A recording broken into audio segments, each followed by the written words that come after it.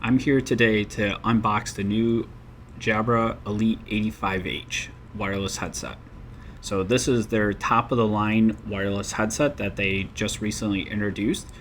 And as I go through, you're going to see some of the different features. I'll talk about some of the different features that it has and talk about the pros and cons of the device that I came across. So as I unbox, you'll notice that they did a really good job at giving this a really nice appeal. So as we unbox each piece, you'll notice that it's very nicely laid out, very clean, and very well put together. And then from the actual headset itself,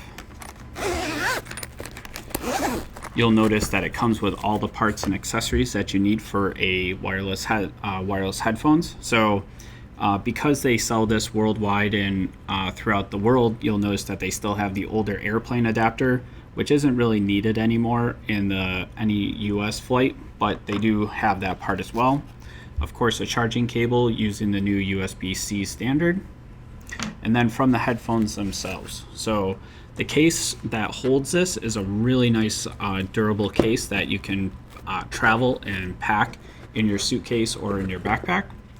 And then from the device itself, one of the nice features that I like about this is that there's no true on-off button with this. So what happens is as you snap these open, that's what powers on the device. So that part I really liked. So there was no worrying about making sure I turned it off to make sure the battery wouldn't die or any of that thing, anything like that. As soon as I closed it up and put it in its case, it would kill the power to the actual headset. They did a really good job at hiding all of the words and all of the necessary FCC logos and information that they need to put on it. You actually don't see any of that throughout the device, which is really nice. It keeps it really nice and clean. The other thing that I really liked about these headphones from Jabra is that the ear cushions were really big. So for going around my glasses, going onto my head, they felt really comfortable and did a really good job at keeping all the sound where I wanted it. Just like most headphones in this category as well, as soon as you take it off your head, it would pause your music. That was a great feature that is included and should be included on all headphones in this price range. One of the other things that I really liked about this is that it had the matte style to it, so it has a really nice look to it. It's not shiny, it's not glossy, it has a really nice look and feel. It's got the center button for play, pause, your volume up, volume down. On the bottom you have a microphone to be able to mute, and then you have this button here. This is for Jabra's active noise cancellation. So there's a couple different modes that you can switch through on the active noise cancellation, depending on the situation that you're in. Sometimes it would change it on the fly. So in the airport versus on the airplane or versus in my car, I could change it or it would actively change it. The one thing I noticed about these headphones as well compared to the Beats is that they weren't as deep in bass. But with the Jabra app that you can install on iOS or on any Android smartphone, you can easily change that. So that's one thing I couldn't do with my Beats is change it to be more treble or more bass, where these ones I had that flexibility.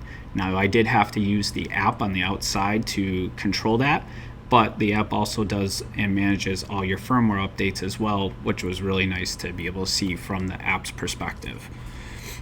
These were very comfortable on the phone. I had probably 5 hours going through airports, never lost a battery charge, and